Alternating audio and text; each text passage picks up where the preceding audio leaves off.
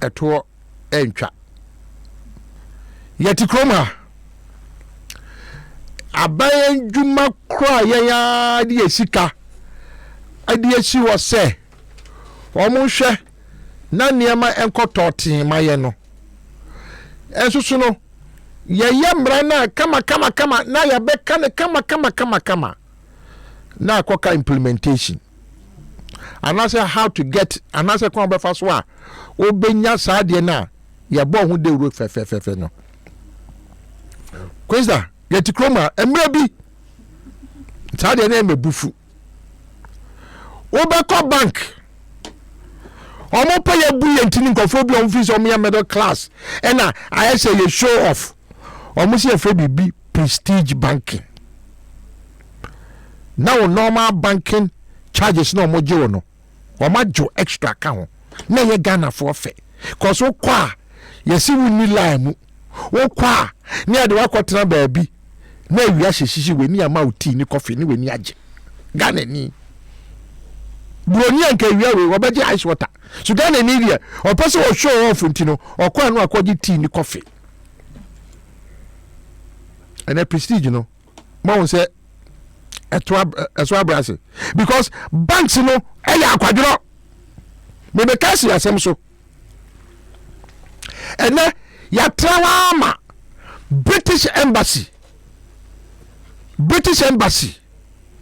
wa mo so wo sa prestige service ni bi wo visa je so prestige room wo ko Melvin pick one ma ko hwe dia bufuni se wetia kura no any omo express fees no e beto de bobo kono e omo se express e ma okwa omo se omo de enye omo na ye enti no fra UK usika no je wa Ghana ha wo se bi fra wo UK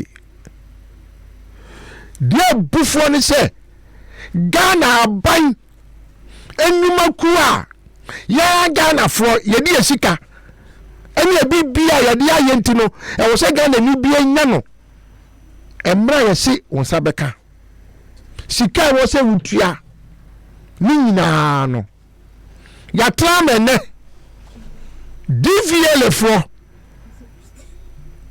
amede obisamia eyesisie won se fa bibi prestige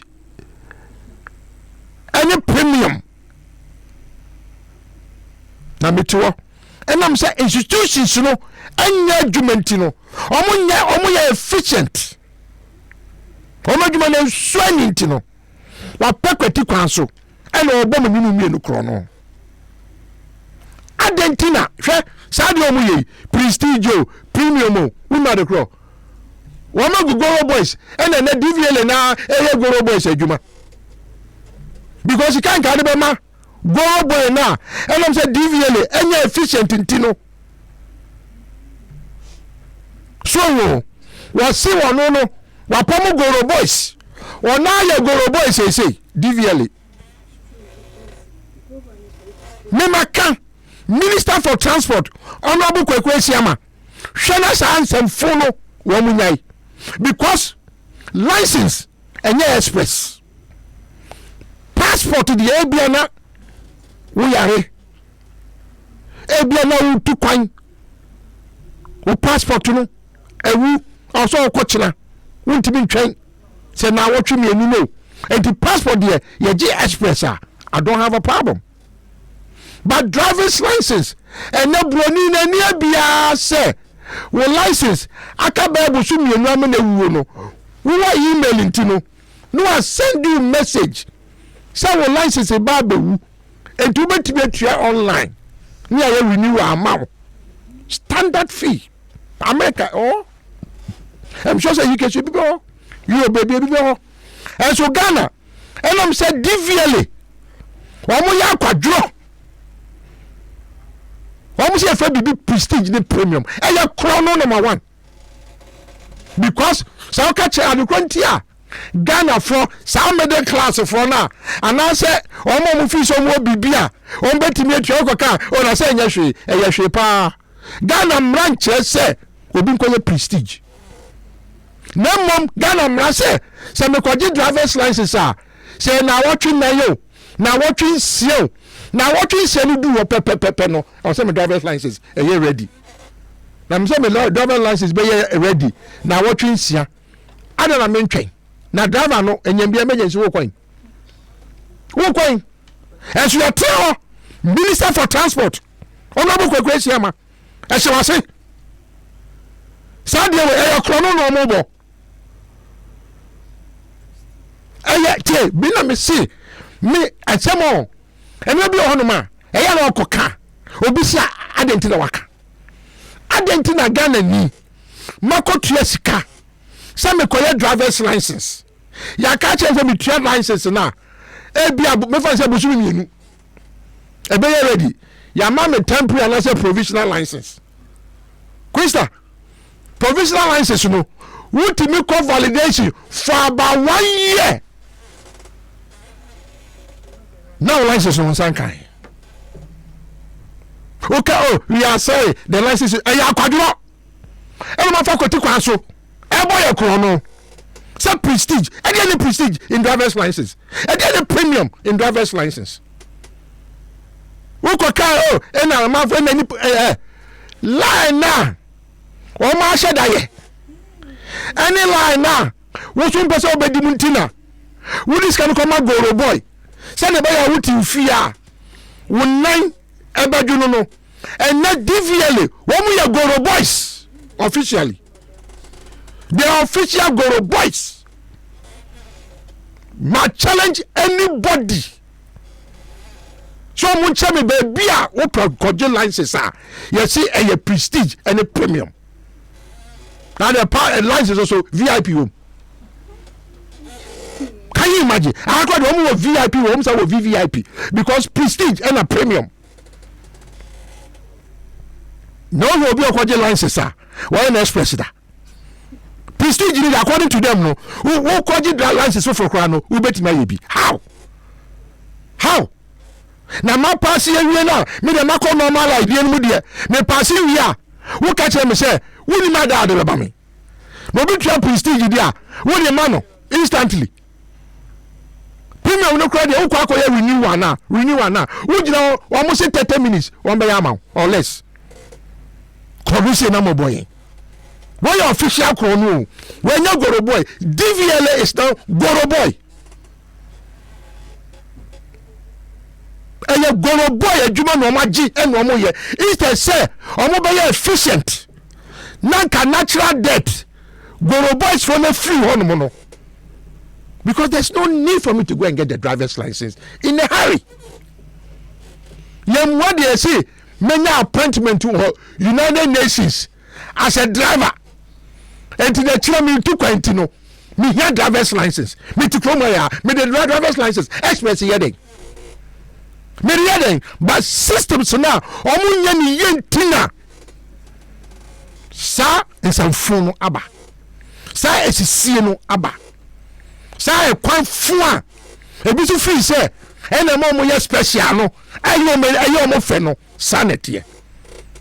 Because be Ghana ni bia opebia e free Ghana aba institution bia no ye wo mra e wo so saka and so catch me say me beje license e bedi busume miensa o se me saka no before or the day so when to me a wo tro apologize say sorry for the delay and the inconvenience they said ye call government events are minister not ma about you. I am sorry for the inconvenience. They be as an humble for Makano. Sorry for the inconvenience. Oh, and I say, oh, the minister is sorry not to attend because he has to go to another important. There materials in there, and you're important at Galframe. Can you imagine? Yet to Cromwell up to now, you see a good governance. Me se me papa me hwehwe no papa na okọ Rwanda papa Kusi Buafo okọ ye Dr. Professor Reverend Dr. Kusi Buafo me hwehwe no abisa ne se okọ Rwanda ba ye na obeka se ma ye nyina enya awehemu se public sector no reforms no You bet me ye be no reforms na wa hefa. Service delivery, me am a consumer expert. I can challenge him. Service delivery is either the same or even worse. Nana asema kan ase anything.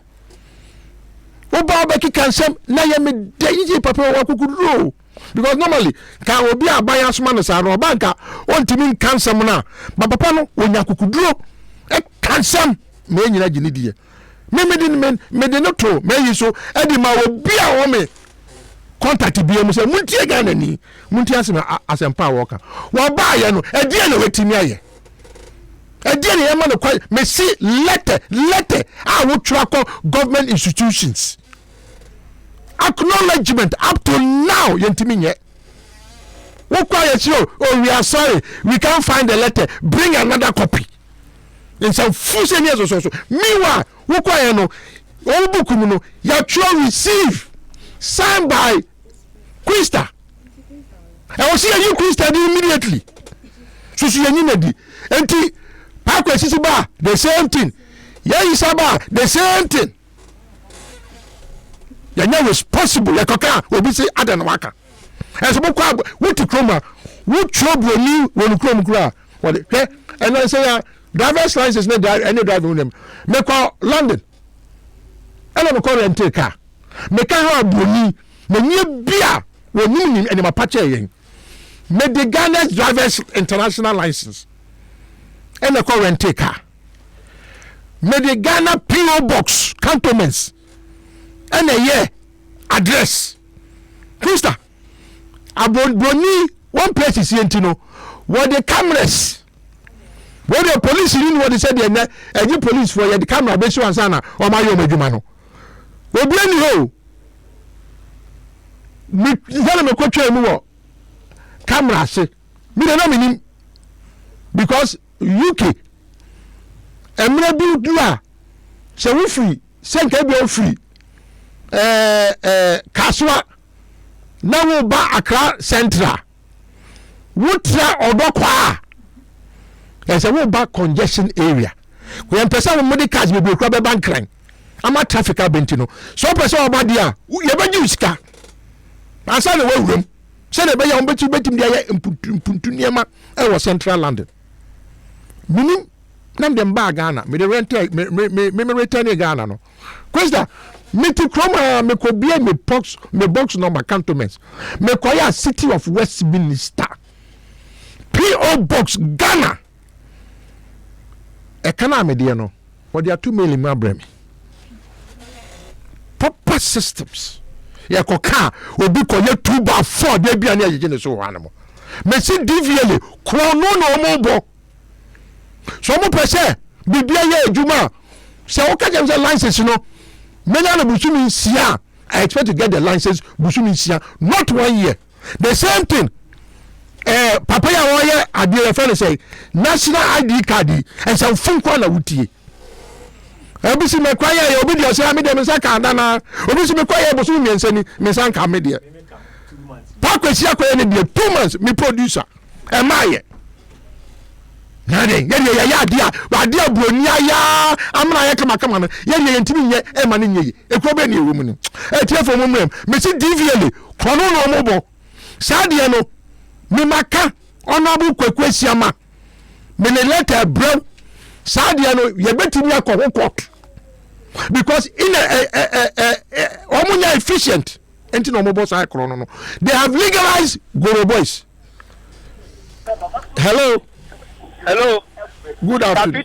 Yeah, afternoon. Agberefu. That is it. Now our license. There be Milan. And you 3 how do you call so?